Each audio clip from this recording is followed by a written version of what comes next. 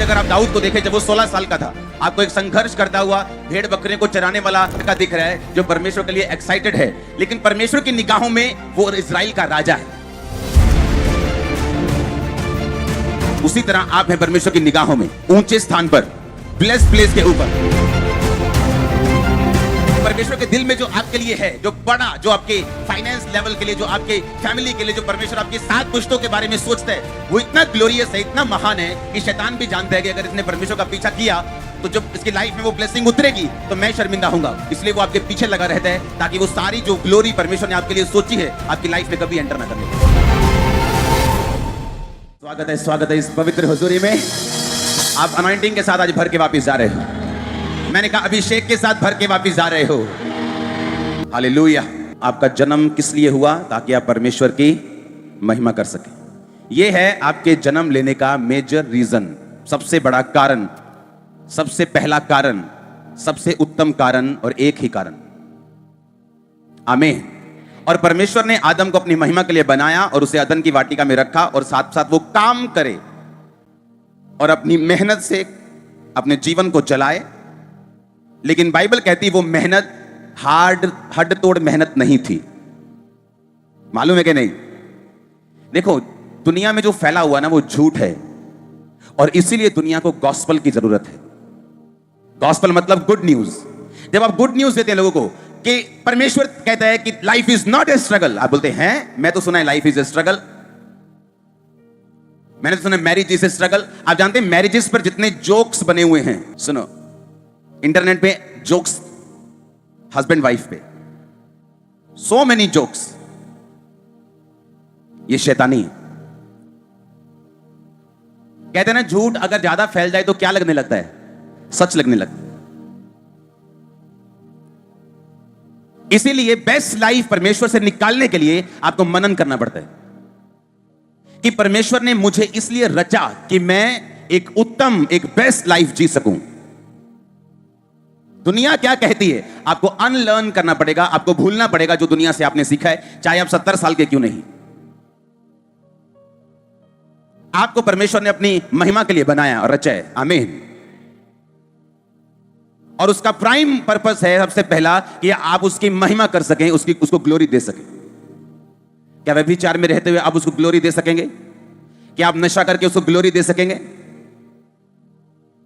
और जब आप परमेश्वर के पहले मकसद को पूरा कर लेंगे, उसके पीछे फिर वही लाइफ है जो परमेश्वर ने आपको, जिस रियल शक्ल में परमेश्वर आपको देखता है। आप मेरी बात समझना, जो एक्चुअल में परमेश्वर के दिमाग में आपकी फोटो है।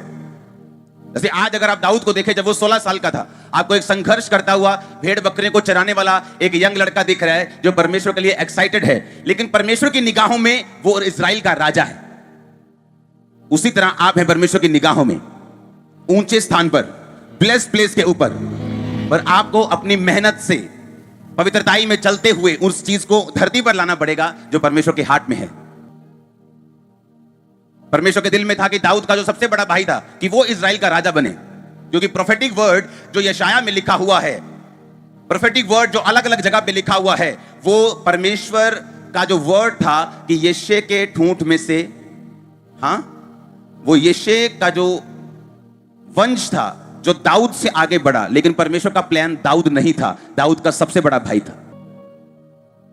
पर दाऊद का सबसे बड़ा भाई जो परमेश्वर के दिल में है, उसको जमीन पर नहीं उतार पाया अपने कैरेक्टर के कारण। किसके कारण? अपने कैरेक्टर के कारण। जब दुनिया में हो, जब सेना में हो वहां के, तो दुनिया के अफेयर्स में रहना, दुनिया के साथ दुनियादारी करना, और इसलिए वो परमेश्वर वाले कैरेक्टर को मेंटेन नहीं कर पाया, क्योंकि इसको मेंटेन करने में जोर लगता है। और जब परमेश्वर ने कहा शमूएल जा उठ और यिशै के एक बेटे को मसा कर, तो जब पहला बेटा सामने आया तो परमेश्वर ने कहा नहीं, इसको मैंने अयोग्य करार दिया है। यानी उसको परख लिया गया, उसके पेपर हो गए, उसके टेस्ट हो गए, और टेस्ट में क्या हो गया? वो फेल हो गया।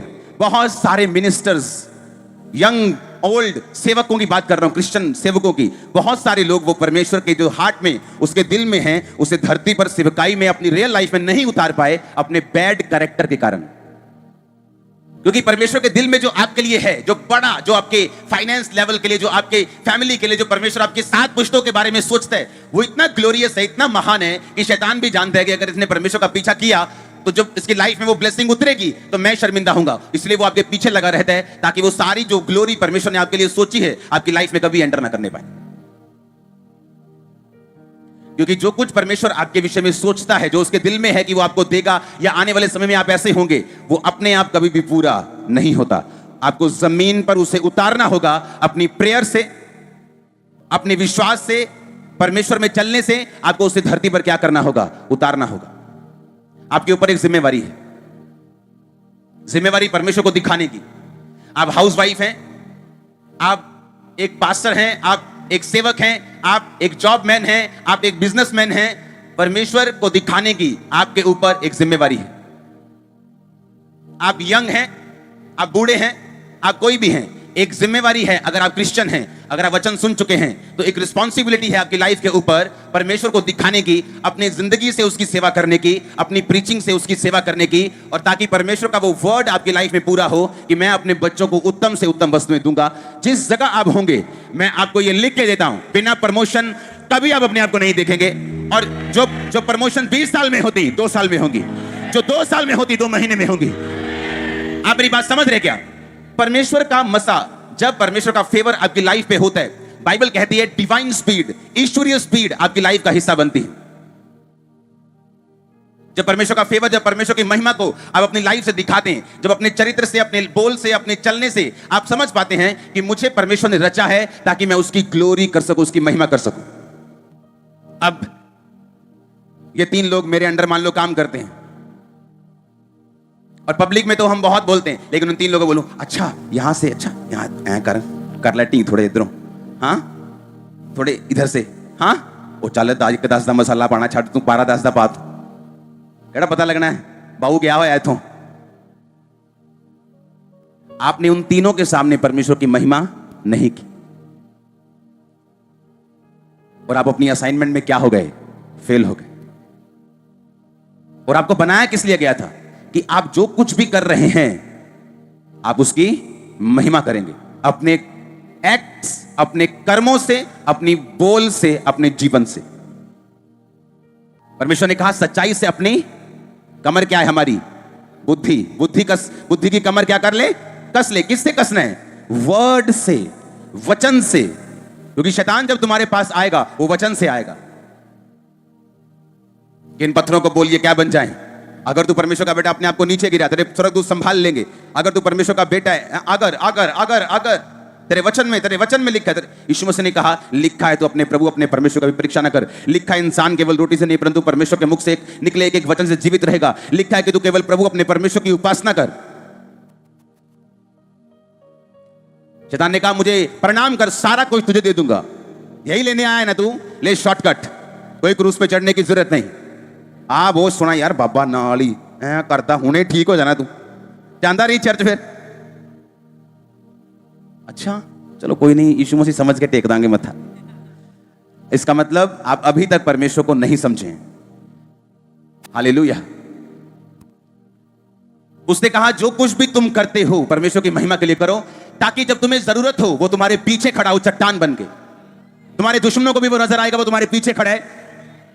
लेकिन तुमने कभी परमेश्वर के लिए स्टैंड लिया नहीं, तो परमेश्वर ने भी तुम्हारे लिए कभी स्टैंड लिया नहीं। तुमने कहा, परमेश्वर ने कहा लोग होंगे जो कहेंगे नहीं बहन जी, हाँ चर्च जाने से पर उतना ही गए, उतना ज्यादा नहीं है कुछ। जब परमेश्वर देखेगा उनको, स्वर्गदूत बोलेंगे कि जीसस क्राइस्ट आपके बेटे बेटियां आए, नहीं यार उतना ही आए ही, मैं नहीं इन्होंने जानता वाला, क्योंकि जो तू बोएगा वो तू। और जब आप बोलेंगे हाँ मैं मसीही हूं, जीसस बोलेंगे हाँ ये मेरी बेटी है, ये मेरा बेटा है। उसने कहा अगर तू शर्म खाएगा तो मुझे भी शर्म आएगी अपने पिता के सामने तुझे अपना कहने की। और याद रखो जो कुछ भी परमेश्वर इस दुनिया में देता है आपको, वो अपनी ग्लोरी के लिए देता है। जब बुद्धि, जब दिमाग में वचन नहीं भरा होता, कौन कौन बाइबल रोज पढ़ता है? हाथ खड़ा करो। जो 2 दिन में एक बार पढ़ लेता है हाथ खड़ा करो। नहीं, जो 1 दिन में पढ़ता है वो तो करेंगे खड़ा। जो 2 दिन में भी पढ़ लेता है वो भी खड़ा कर लो। जो 3 दिन में एक बार पढ़ता है वो भी खड़ा कर लो हाथ। अच्छा, अभी भी हैं लोग जो बाइबल नहीं पढ़ते। इमेजिन करो अगर मैं सोचता हूं कि 40% 30% लोग हैं जो बाइबल नहीं पढ़ते, इमेजिन करो आपका क्या होगा फ्यूचर में। मुझे किसी ने बताया, मैं इंडिया के बाहर था, तो एक पास्टर है, टीवी पे आता है वो, और शराब पीनी शुरू कर दी उसने, और इंटरनेट पे है वो, और हीलिंग करता है और अंदर ड्रिंक करता है। कारण पता क्या? शैतान आता है, ओ यार एक को पैग ना कुछ नहीं होता, बाइबल च भी लिखा है कि थोड़ा थोड़ा पेट खराब है तो पी लो। हाँ, और प्रॉब्लम क्या है? जो पास्टर्स हीलिंग करते हैं वो वचन भूल जाते हैं। इसलिए मैं कहता हूं कि हीलिंग मिनिस्ट्रीज मेक श्योर आपकी वर्ड की जो डेप्थ है, नॉलेज है, वो सबसे ज्यादा होनी चाहिए। क्यों? आपको सबसे ज्यादा जरूरत है उसकी। पता है क्यों? क्योंकि जब आप हीलिंग करते हो, डिलीवरेंस करते हो, आप सीधा शैतान से पंगा लेते हो। पागल की गवाही देखी थी, कौन था उसमें? जब एमआरआई कुछ नहीं कर सकी, 4 मेंटल हॉस्पिटल कुछ नहीं कर सके, 8 न्यूरोलॉजिस्ट कुछ नहीं कर सके, तो प्रार्थना ने कैसे वो दुष्ट आत्मा थी। आप समझ रहे हैं मेरी बात को? और जब मेंटल वो ठीक हो गया तो आपको क्या लगता है कि शैतान खुश है? जब आप लोगों के बीच से शैतान को निकालोगे, जब आप बीमारियों को निकालोगे, और जब आप ऐसी चर्च का बारे में लोगों को बताओगे, तो शैतान को बिल्कुल पसंद नहीं है ये बात। और इसीलिए जो मिनिस्टर्स हीलिंग में हैं, डिलीवरेंस में हैं, उनको वर्ड की डेप्थ नॉलेज 100% चाहिए, दूसरे पास्टर से ज्यादा चाहिए, क्योंकि उनका जो बर्डन है, उनकी जो सेवकाई है, उनका जो काम है, उनके जो असाइनमेंट है, वो दूसरों से हैवी है। आप मेरी बात समझ रहे कि नहीं? पहला कुरिन्थियों 8 उसकी 13 आयत में क्या लिखा है? कहता है, यदि भोजन मेरे भाई को ठोकर खिलाए तो मैं किसी रीति से मांस ना खाऊंगा, ना हो कि मैं अपने भाई के ठोकर का कारण बनूं। रोमियो 14 उसकी 20-21। भोजन के लिए प्रभु का काम ना बिगाड़, सब कुछ शुद्ध है, परंतु उस मनुष्य के लिए बुरा है जिसको भोजन से ठोकर लगती। भला तो यह है, तू ना मांस खाए, ना दाखरस पिए, ना कुछ ऐसा करे जिससे तेरा भाई ठोकर खाए। ना तू क्या पिए? दाखरस पिए, हाँ, और ना तू कुछ ऐसा करे जिससे तेरा भाई क्या हो? ठोकर खाए। अब वचन की नॉलेज नहीं है, और शैतान ने भरमा दिया, गिर गए, और लाइफ जो आगे बढ़नी थी वो जीरो हो गई। एक ड्रिंक करने वाला आदमी कभी भी पवित्र आत्मा से भरपूर नहीं हो सकता, मालूम? अगर आप यूनानी भाषा में बाइबल पढ़ें और उसकी गहराई को समझें, तो उसमें लिखा, पवित्र आत्मा से भरपूर होते जाओ, परिपूर्ण होते जाओ, दाखरस के मतवाले ना हो, क्योंकि इससे लुचपन होता है। परमेश्वर, जब आप ड्रिंक करते हैं, ओके, तो एक अजीब सा नशा होता है, और आत्मा जो स्पिरिट वो हिल जाती। हाँ, मतलब वो पीती है तू, चूहा यार शेरंग करते कि नहीं हम? ये डरपोक आदमी दिलेर हो गया क्योंकि शराब पी। शराब उसकी स्पिरिट को क्या करती? हिलाती। परमेश्वर की सेम जब मसा पे आता है, आप दिलेर हो जाते हैं। आप जानते कि नहीं इस बात को? परमेश्वर नहीं चाहता कि आपकी दिलेरी शराब से हो, वो चाहता है आपकी दिलेरी होली स्पिरिट से हो। और वो नहीं चाहता कि जो काम पवित्र आत्मा ने करना है वो शराब आपकी लाइफ में करे। आप मेरी बात समझ रहे कि नहीं? पौलुस तो यहां तक कहता है जहां तुम रहते हो, जिस एरिया में तुम रहते हो, अगर वहां तुम्हारे कुछ भी खाने से किसी को ठोकर लगती है तो उस मीट को भी तुम बंद कर दो। वो तो यहां तक कह रहा है, कहता है यहूदी के लिए मैं यहूदी बना, यूनानी के लिए मैं यूनानी बना। आप मेरी बात समझ रहे कि नहीं? मान लीजिए मैं एक ऐसी जगह जो रहता हूं गुजरात में, महाराष्ट्र में, जहां मेरे पूरे मोहल्ले में ऐसे लोग रहते हैं जो प्याज तक नहीं खाते, और मेरे घर में डेली मीट बने। और जब मैं उनको सोचता चलेगा, अरे हट, मीट मांस मच्छी खाता है, वो नहीं सुनेंगे यीशु मसीह की कौन है, वो क्या करता है, वो परमेश्वर है। उन्हें मांस मच्छी ही, अगर आपको स्मेल भी आ गई, वो आपको घर में घुसने नहीं देंगे। वहां क्या करो? छोड़ दो।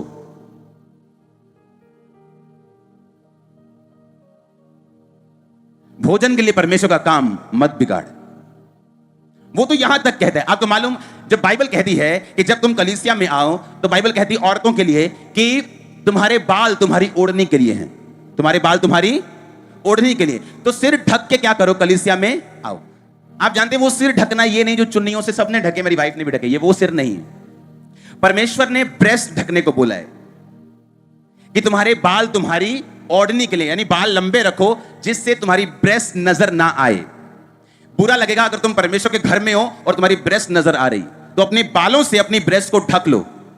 ओके, ये वचन मुझे मालूम है, मेरी वाइफ को मालूम है। चुन्नी लेना सिर पर जरूरी नहीं, लेकिन मेरी वाइफ फिर भी चुन्नी लेती है, और मैं बोलता हूं हाँ, चुन्नी सिर पे लेके जाना है, क्योंकि लोगों को ऐसा लगता है कि यही सही है, तो हम तैयार हैं। तो मैं अपना फेथ आप पर थोपूंगा नहीं। आप मेरी बात समझ रहे कि नहीं?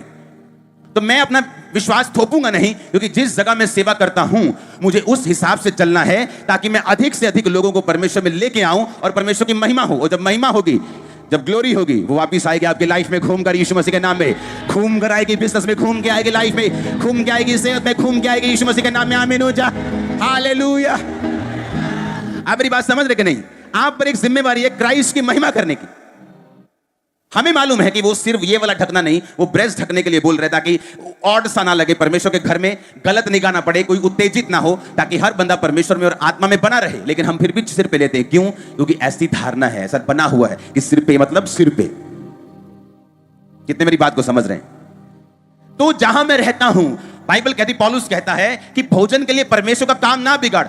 इमेजिन करो, बोले नहीं नहीं मैं तो करूंगा ड्रिंक, और ऐसे लोग, ऐसे नॉन क्रिश्चियन जो ड्रिंक नहीं करते, अगर तुम जब उनको वचन दोगे, बोलेगा तुमसे बेहतर मैं हूं, तुम मुझ में आना, मेरे वाले में आ, मैं तेरे वाले में क्यों आऊं? मेरा तुझसे बेहतर है ना लाइफ, तो तेरा परमेश्वर थोड़ी महान है, मेरा वाला महान है।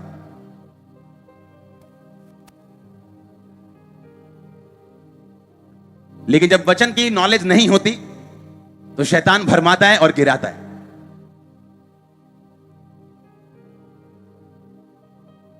आपका मेन काम परमेश्वर की ग्लोरी करना है। जब आप कर लेंगे, दुनिया की सारी वस्तुएं पीछे पड़ के भागेंगी आपके पीछे। मैंने लोगों को संघर्ष करते देखा है, रिश्ता नहीं हो रहा जी, रिश्ता नहीं हो रहा जी, रिश्ता हो गया, टूट गया जी, रिश्ता हो गया, हस्बैंड मर गया जी, क्योंकि लाइफ जो है वो डेडिकेटेड नहीं है परमेश्वर की ग्लोरी के लिए, सेवा के साथ जुड़ी हुई नहीं है।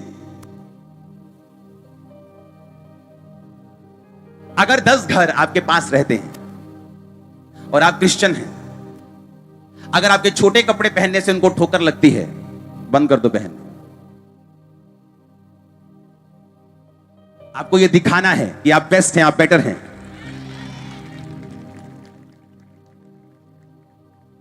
आप मेरी बात समझ रहे कि नहीं? कहता भोजन के लिए परमेश्वर का काम ना बिगाड़, कपड़ों के लिए परमेश्वर का काम ना बिगाड़, पैसों के लिए परमेश्वर का काम ना बिगाड़। अगर तेरे भाई को ठोकर लगती है तो वो काम को क्या कर दे, छोड़ दे। लेकिन प्रॉब्लम यह है कि जब वचन की नॉलेज नहीं होती तो लोग गिरते हैं, क्योंकि शैतान जो उनके दिल में डालता है उसको काउंटर करने के लिए वो बुद्धि में सत्य भरा नहीं हुआ। जब मैं, देखो परमेश्वर ने कैसे मेरी तैयारी की, जब मैंने सेवा शुरू करनी थी, सेवा शुरू करने से पहले जो डिप्रेशन के अटैक थे वो डबल हो गए थे, जबकि ये कम होने चाहिए थे। परमेश्वर में आके जिस काम के लिए मैं आया था वो प्रॉब्लम मेरी दुगनी हो गई थी। उसकी वजह से जब मेरे को अटैक होते थे तो मुझे बाइबल पढ़ के और अनॉइंटिंग ऑयल में ऐसे सिर पे, बहुत कम है, ऐसे ऐसे चोता था, वो निकलता था, ऐसे अनॉइंटिंग ऑयल डाल के छत पे जाके 6-6 घंटे नया नियम मुझे पढ़ना पड़ता था। हर 4-5 दिन में बाइबल पढ़ लेता था मैं, नया नियम। हर 5 दिन बाद खत्म, 5 दिन में फिर शुरू, 5 दिन। क्यों? वो मुझे अटैक थे, जब बाइबल पढ़ता था अटैक कम हो जाते थे। परमेश्वर का मकसद क्या था कि वचन इतना मेरी बुद्धि में चला जाए, और जब लोग मुझसे मिलने के लिए आते थे बोलते थे मेरी लाइफ में ये प्रॉब्लम है, कभी मुंह से काउंसलिंग नहीं, आप प्रॉब्लम बोलो, मैं वो वचन निकाल के आपके सामने रख दूंगा, कहां क्या लिखा है। आप प्रॉब्लम बोलो, मैं वचन निकाल, आप फाइनेंस बोलो, वचन निकाल दूंगा, आप बेटा बोलो, बेटी बोलो, शरीर बोलो, किडनी बोलो, लीवर बोलो, हड्डी बोलो, मैं वर्ड से निकाल के आपके सामने। इतना वर्ड मैंने पढ़ा, इस कारण नहीं कि मैं प्रभु से प्यार करता था, इस कारण कि वो अटैक कम होते थे। इस तरह से परमेश्वर ने मुझे अपने पीछे चलाया। क्योंकि जब बुद्धि में परमेश्वर का वचन भरा नहीं हुआ तो क्या होगा कि शैतान जब अपनी पूरी प्लानिंग के साथ आपके पास आएगा, आप बहक जाएंगे। आप बोलेंगे परमेश्वर ने बोला है, जबकि परमेश्वर ने नहीं बोला है, वो इस संसार के ईश्वर ने बोला है। आप मेरी बात समझ रहे कि नहीं? इसलिए बेटर है कि आप लोग परमेश्वर के वर्ड से अपने दिमाग को भरते रहें, पढ़ते रहें, फिल करते रहें, इसे भरते रहें। हालेलुया।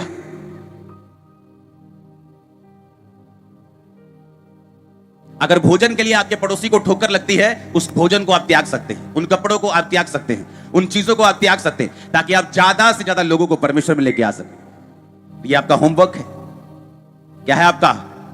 क्या है आपका? ये होमवर्क है आपका, जो आपके टीचर, आपके फादर, आपके यीशु मसीह बॉस ने आपको दिया है। और जब होमवर्क आप पूरा कर लेंगे, वो आपके परिवार को महिमा देगा, वो ग्लोरी देगा। यही तो काम है जो हम भूल गए। यही तो काम है कलीसिया जो करना भूल गई, कि वो चर्च में तो आती तो आत्मिक लगती है, लेकिन प्रॉब्लम यह है चर्च के बाहर जाने के बाद, अपने काम धंधे पे निकलने के बाद आप कैसे हैं।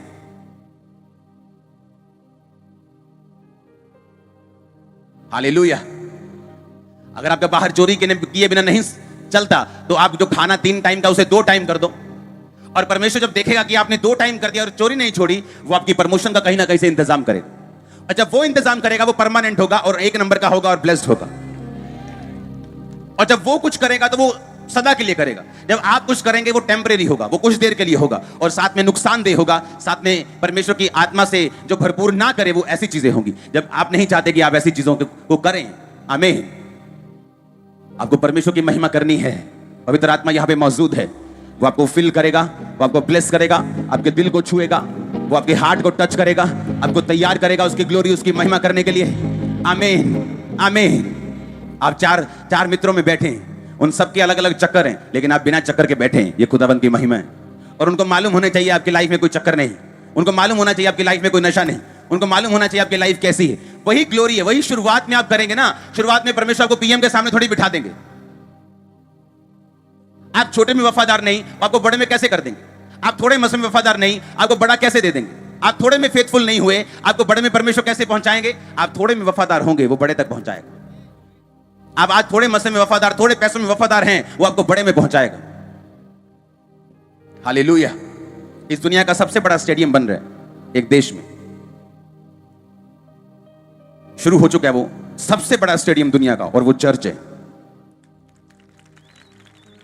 और जिस बंदे ने बनाना शुरू किया, जब उसकी तनख्वाह 3500 नायरा होती थी, यानी इंडियन 700 रुपीस पर मंथ, तो अपना टाइथ निकालना वो भूलता नहीं था। आज वो दुनिया का सबसे बड़ा चर्च बना रहा है, एक स्टेडियम, दुनिया का सबसे बड़ा, वेरी बिग, ह्यूज। अगर हम थोड़े में वफादार नहीं थे, तो आगे कैसे बढ़ते? उस थोड़े की वफादारी में परमेश्वर को आप दिखाते हैं कि आप पर भरोसा किया जा सकता है। आर्मी में अभी कभी आप देखेंगे ना, तो पहले आम भर्ती होती। आम भर्ती भी आसान नहीं होती, भागना, दौड़ना, मेंटल, फिजिकल, सब तरह के टेस्ट होते हैं, फिर जाके कहीं भर्ती होती, क्योंकि आपको देश को प्रदर्शित करना है, उसको आपको दिखाना है, हाँ या ना। फिर उनमें से भी ऐसे होते हैं जो कमांडो बनते हैं, जो स्पेशल फोर्सेस बनती हैं। उनमें से भी स्पेशल होते हैं जो पीएम की सिक्योरिटी में होते हैं।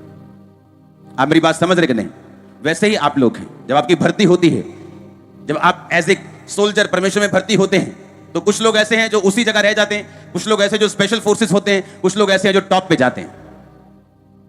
आपकी मेहनत, प्रार्थना, आपकी लगन, विश्वास में बने रहना, परीक्षाओं में स्थिर रहना, वचन के साथ जुड़े रहना, आत्मा में, दिल में, अपने दिमाग में वचन को भरना और दिल में उससे मनन करना और वही वचन प्रीच करना आपके लिए हथियार होता है।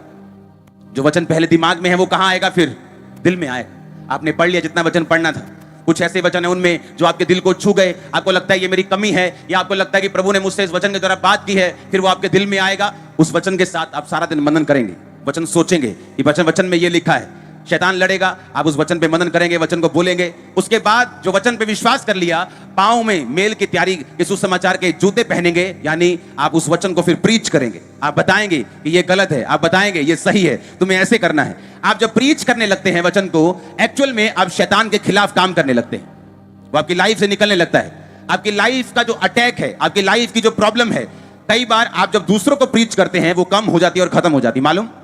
लोगों को नहीं पता ये बात। लोग जो हैं यहाँ के, वो दूसरे तरफ से आए हैं, अन्य जातियों से आए हैं। उन्हें लगता है कि वहां हम जाएंगे, वहां माथा टेकेंगे और सब कुछ ठीक हो जाएगा, या पास्टर साहब से मिल लेंगे और प्रार्थना करवा लेंगे।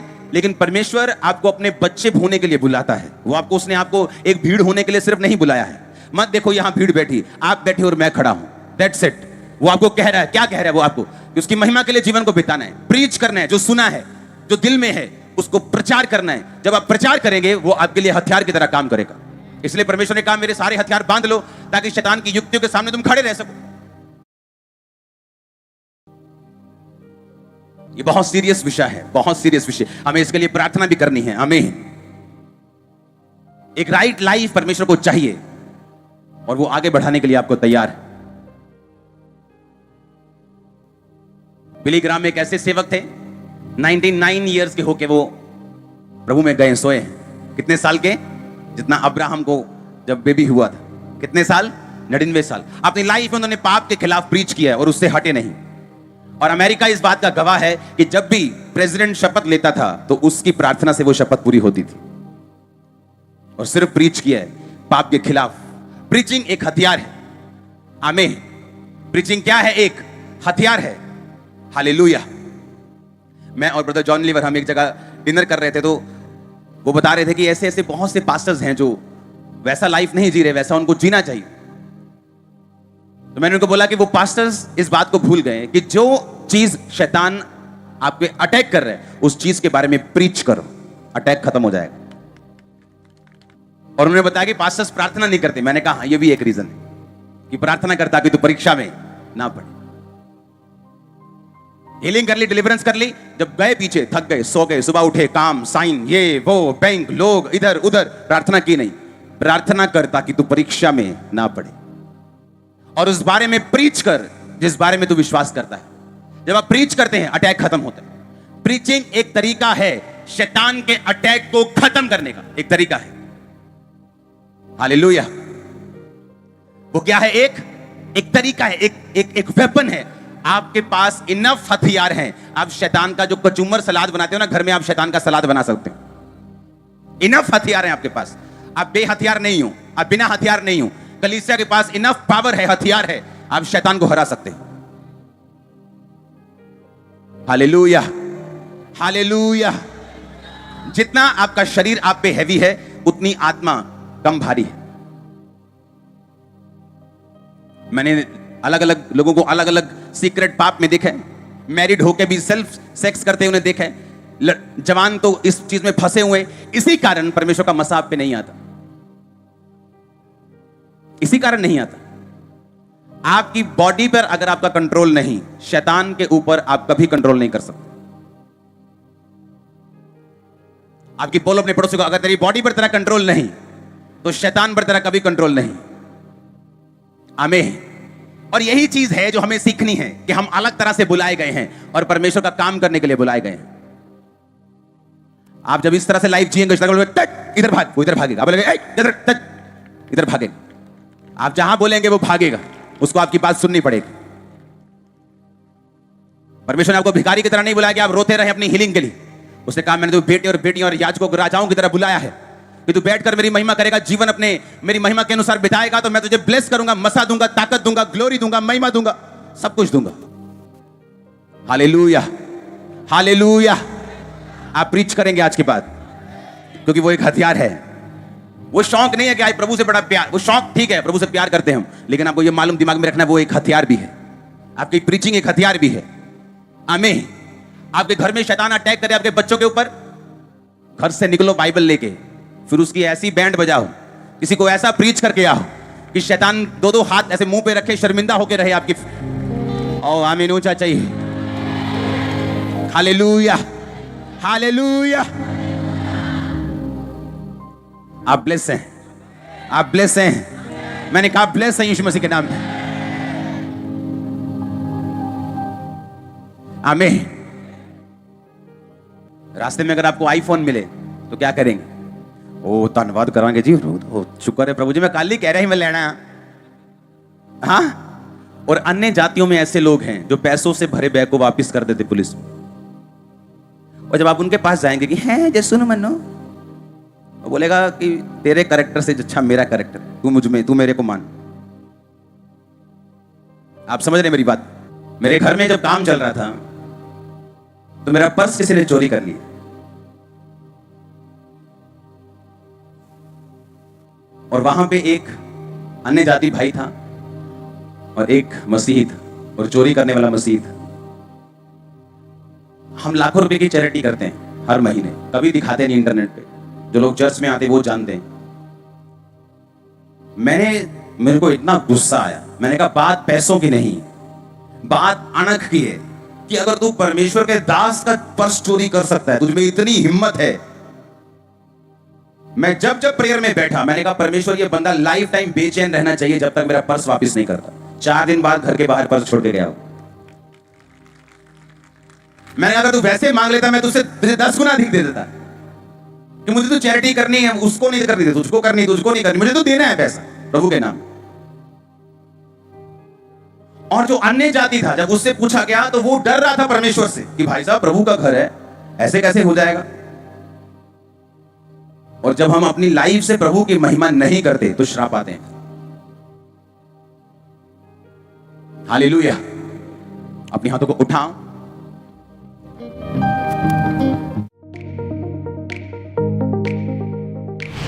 परमेश्वर की दास के द्वारा दिए गए जीवित वचनों और गहरे आत्मिक भेदों को जानने के लिए आप हमारे YouTube चैनल को अभी सब्सक्राइब करें और बेल आइकन को दबाना ना भूलें, ताकि हर एक नई अपडेट और अनाउंसमेंट सबसे पहले आप तक पहुंच सके।